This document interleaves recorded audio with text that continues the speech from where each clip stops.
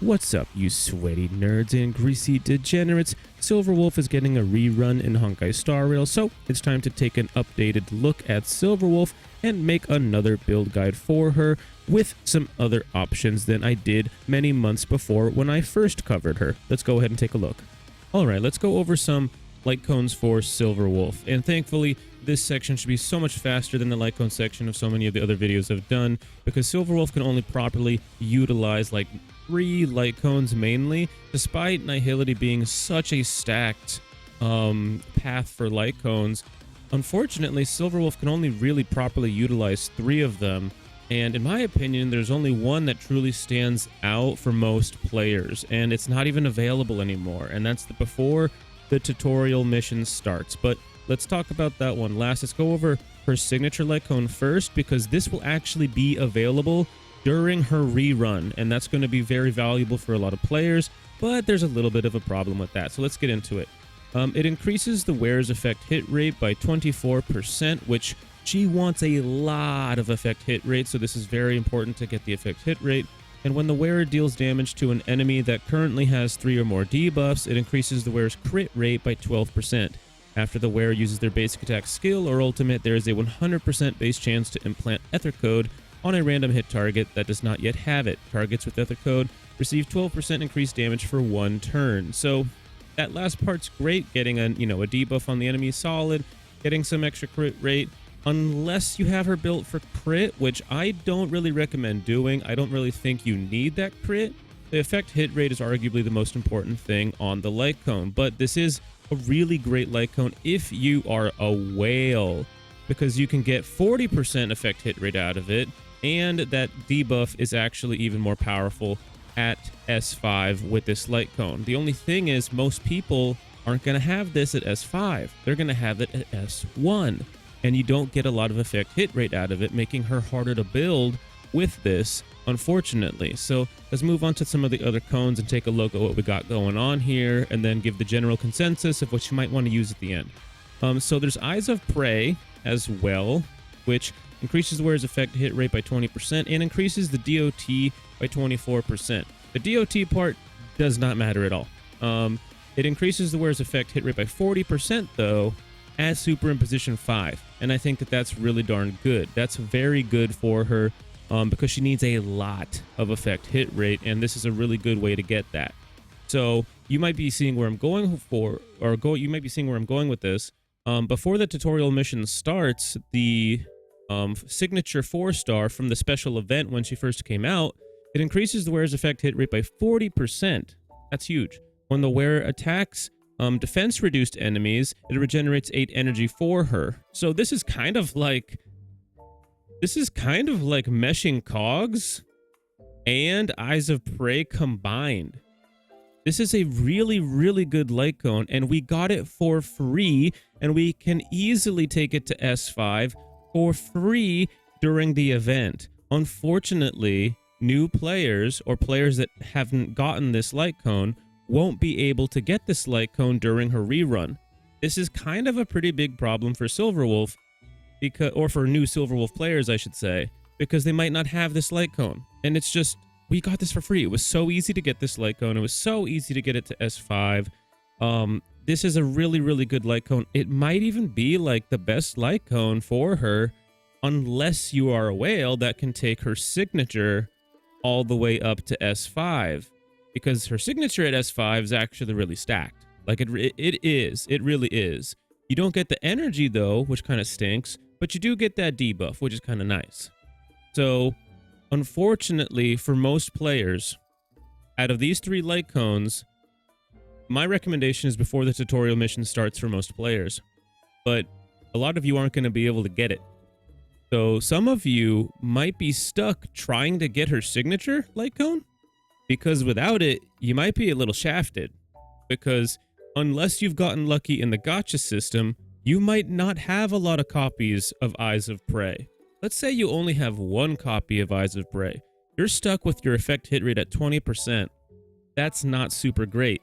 At least with the Incessant Rain, her signature, you'd get 24% effect hit rate, a decent boost, and you might be able to use this until perhaps you get more copies of Eyes of Prey, because unless they bring back her special signature 4-star special event light cone, you're not going to be able to get it ever again. In fact, based on what they've done in other games in the past, Genshin Impact, this light cone may never come back. This might be a special, only like one limited time thing. They may never bring this back ever. Because if they were going to bring it back, they'd bring it back for her rerun. But as far as we know, it's not coming back. So you're going to have to pick your battles here and choose probably between Incessant Rain, her signature, pulling for that, or taking your, trying to get really lucky and pull Eyes of Prey. So good luck to all you out there who are trying to make a new Silverwolf build, because the light cone situation's a bit of a problem. All right, so let's go ahead and take a look at some light cones for Silverwolf. And in my opinion, there is like 3 main ways that we can build a Silverwolf. And I'm not gonna lie, I'm just gonna straight up ignore one of them, okay? Because I'd rather touch grass. Like, I'd literally rather do anything else than, I'd rather balance my stock portfolio rather than build a crit Silverwolf, okay? Like, I do not want to do that, okay? First of all, it's very, very hard. You don't get much more out of it.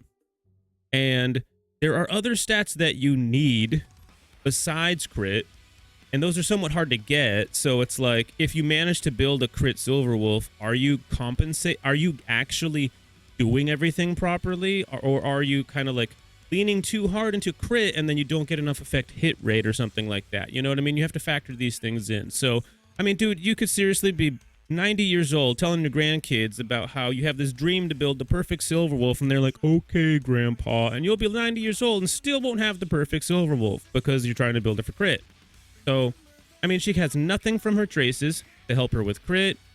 Her light cone, like, 2 of the 3 main ones, like that I showed you earlier, don't have any crit on them. The only one that does is her signature, and unless you have it at S5, it doesn't give you the effect hit rate that you want. So it's like, can you even use the signature? So I just don't feel like you're getting a lot of help in building the crit Silverwolf. So in my opinion, I wouldn't go for it. You can be the madman that goes for it if you want. I would rather live my life and move on. Okay, I'm going to show you guys the quantum set with, debuffing and, damage. And then I'm going to show you guys the break effect set with damage, and I'm going to call it a day, okay? I'm also going to show you some planar sets, and we'll also go over some main stats and substats too. Obviously, you see here the quantum set 4-piece. The 2-piece gives you quantum damage by 10%. The 4-piece, when the wearer deals damage to the target enemy, it ignores 10% defense. If the target enemy has quantum weakness, the wearer additionally ignores 10% defense. Now, I'm not going to go over her kit, really, because by this point, you should know what she does. And if you don't, just go to the databank in-game, in the main menu, and go to the databank, click on Silverwolf, go to her traces, and you can just see what her abilities do. And you'll be able to see that her skill can apply Quantum Weak to the enemy. And that means that this is going to be 20% defense because Silverwolf can apply Quantum Weak. So you're good to go there. So that's that. Let's go ahead and talk about the Planar Sphere. Obviously, we have the IPC Mega HQ. This gives you 10% effect hit rate. Meanwhile, the wearer's attack increases by an amount that is equal to 25% of the current effect hit rate, up to a maximum of 25%. So this does give you a nice damage bonus on top of giving you some extra effect hit rate, which is really nice. So that's pretty cool. You also have the, where is she? I think I have to go to my other account to probably show you a better version of Talia's Nail Scrape Town, which increases the wearer's break effect by 16%. And when the wearer's speed reaches 145 or higher, the wearer's break effect increases by an extra 20%. So it's not bad if you don't reach the speed threshold of 145 or higher, because you still get 16% break effect, which is damn good. Okay, and you can put this break effect set on your Silverwolf, whether she's using the quantum set or the normal break effect set. Both, it's good in both scenarios, okay? The main reason you'd want to use this set right here, you see this effect hit rate set, is if you want a little effect hit rate or you're struggling to get effect hit rate in substats. That's why I'm showing you both, because you may need one or the other depending on what you got going on for stats. Okay, every account's different, every account needs different things. I say that like every video. What's up, y'all? Editor Pancake here, and I just wanted to point out, as far as the effect hit rate goes, I figured I'd point this out to you over here more specifically than the ramblings that I am doing in my video. But you are aiming for around 100% effect hit rate on Silverwolf. That should be good enough to be able to hit it with 100% efficiency to get her debuffs active. However, you see here I have 89.3, roughly 90% effect hit rate. If you get around like 83, maybe 85 effect hit rate or higher, you should be good to go. That should be good enough to be able to hit your debuffs like every single time. Okay, I never notice that I miss a debuff with the amount that you see here of like 89.3, you know, roughly 90% effect hit rate. You are aiming for 100%. That is the goal.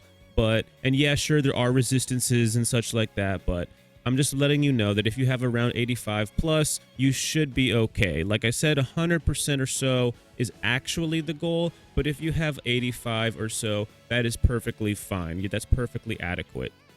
Now, let's go ahead and take a look at some main stats while we're here looking at this set. I guess we'll go over some substats too before we take a look at the break effect set. Because you already know we're going for the break effect set or the quantum set. We also got the IPC trade route, and then of course we also got the where is she? We got the Talia's exposed electric wire link rope. So you have the break effect or effect hit rate, and then we got quantum or break effect. You get the picture. So for main stats, let's take a look at the boots, because I think there's only one boot we need to be looking at, and that's speed. Okay, because she is a debuffer. She wants to be going first. When you start a battle, you should be used to seeing your Silverwolf be the first ally to attack, because you want to apply a debuff to the enemy first before any of your other allies go, so that you can maximize the amount of output you are getting from your damage overall with your team. You get the debuff out early, and then you pop off Queen, okay? So, in my opinion, you need to put a speed boot on her and get her going like as fast as possible so that she can continue to apply more debuffs to the enemies, etc., etc., etc. And she can turn into a skill point engine too if you have her built fast enough as well. She's not just a debuffer. And she does have good personal damage of her own. So, speed boots. Easy, squeezy, lemon peasy. So, I would also recommend going with an attack percent body if we're building this version. Like I said, we're going to ignore the crit version of her. I don't want to hear it, okay? I don't want to hear it. So, attack body on her for sure. Let's go ahead and switch over to the link rope. The link rope, you kind of got like two options, right? You have an attack percent rope that you could slap on her. You can also slap an energy regen rope on her too to help her get her ultimate faster. Now, don't forget, if you are using the good light cone, the tutorial mission light cone, you're going to get a lot of energy back anyway, so you don't really need the energy regen rope, but don't let me stop you. It is actually a good option to use the energy regen rope. It's really up to you. She's not a DPS, so you do not have to have the attack percent rope on her. You just don't, okay? And there's no debuff that scales with the attack, so go ahead and put the energy regen rope on her if you want, okay? There's two options there for you. What's up, Editor Pancake again. I just wanted to point out that I forgot to mention the break effect rope as well. Definitely want to use the break effect rope if you are using the break effect build, or if you are leaning into the break effect planar sets. This is definitely a very, very solid rope. Do not forget about it like I did when I was shooting the video. Anyways, let's get back to the video. Now, as far as the sphere goes, you can go with a quantum damage sphere if you want. You can go, this is kind of a flex slot in my opinion. Some people build their Silverwolves so that there's a bit of survivability there. So you might want to put like an HP sphere on her. You might want to put maybe a defense sphere on her. You could put an attack sphere on her if you want. Like I said, this is a flex slot. You can put maybe a quantum damage boost. It's really up to you, in my opinion, for this particular spot. The sphere is a little more versatile for you because, again, she's not your main damage dealer. She can totally be built for a little survivability on this particular slot. So do what you please with the sphere, in my personal opinion. And as you can see here, we have the Break Effect Planar set and the Break Effect actual 4-piece set. And out of the 4-piece set, the 2-piece gives you 16 Break Effect, and the 4-piece bonus gives you an increase of 16%, as well as when the wearer inflicts weakness break on an enemy, it regenerates 3 energy. So this is a total of 32% extra Break Effect, but that's not all. If you are also combining this with the Planar set, you would get another 16% Break Effect as well. And if you somehow manage with some like sleight hand of God to be able to get 145 or higher speed on your Silver Wolf, the wearer's Break Effect increases by an additional 20%. So you'd get a massive Break Effect bonus. And of course, if you manage to get some extra Break Effect on your substats, that would be really good too. Speaking of substats, let's go ahead and talk about that. So with substats, you want to get some Break Effect on there. Right here, you can see a ton of Break Effect. With the boots, you can see we have attack percent, which is another really good substat to have as well. Let's see if we have any other good substats. You see we have speed right here is another really great substat as well. You see 9 speed. That is a mwah, chef's kiss right there. And then that last slot, in my opinion, is more of a kind of like a flex slot. And so with a flex slot, I'd probably just go ahead and put either some defense or maybe some HP on her, because you want to have her to have a little bit of survivability. It is highly recommended to put some survivability on your support characters. Their stats tend to be a little bit lower than some of the other characters in the game, so putting a little survivability on them prevents them from going down. Nothing's worse than your support going down in the middle of a battle and ruining your run. So I'd put a little survivability on them in the form of either defense or probably some HP. Maybe defense is more important in my opinion. You could also get effect res on the character as well, but if you can't get enough effect res, then it might not be that meaningful. So I'd probably just lean into attack percent, maybe HP or defense. And then of course there's speed and attack percent. As far as character synergies go, Silverwolf is a debuffer. She is a support character at the end of the day, so pair her with literally any main DPS character and they're going to pop off, okay? It's going to be a good time. Now, there might be some other synergies that exist beyond just, oh, I have a DPS and a support, especially if you look at Seela. Seela is a quantum character. Silverwolf is a quantum character. If you have a full squad of 4 quantum characters, Silverwolf can apply the quantum weak to the enemy with a 100% guarantee because it can't default to anything else. You would have a guarantee that she applies quantum to the enemy every single time. Now, in my opinion, quantum, the full 4 quantum is not quite at its full potential yet. We still need a actual buffer character in the game, and we are going to get a quantum buffer eventually in the future. We just haven't got it quite yet. So I wanted to be kind of full disclosure on that quantum is a very good element. The full quantum dream team is good, but we are still waiting on a buffer to eventually come out in the game. However, like I said, pair Silverwolf with any DPS character and it's going to be a good time. So let me know if you are pulling for Silverwolf, and if you are pulling for Silverwolf, I wish you the best of luck, and I hope you win your 50-50 and pull the character early. And let me know if you're going to be going for her signature light cone, and if you are, I wish you the best of luck. If this video was helpful to you in any way, shape, or form, please consider leaving a like and subscribe, and I'll see you next time. Peace out.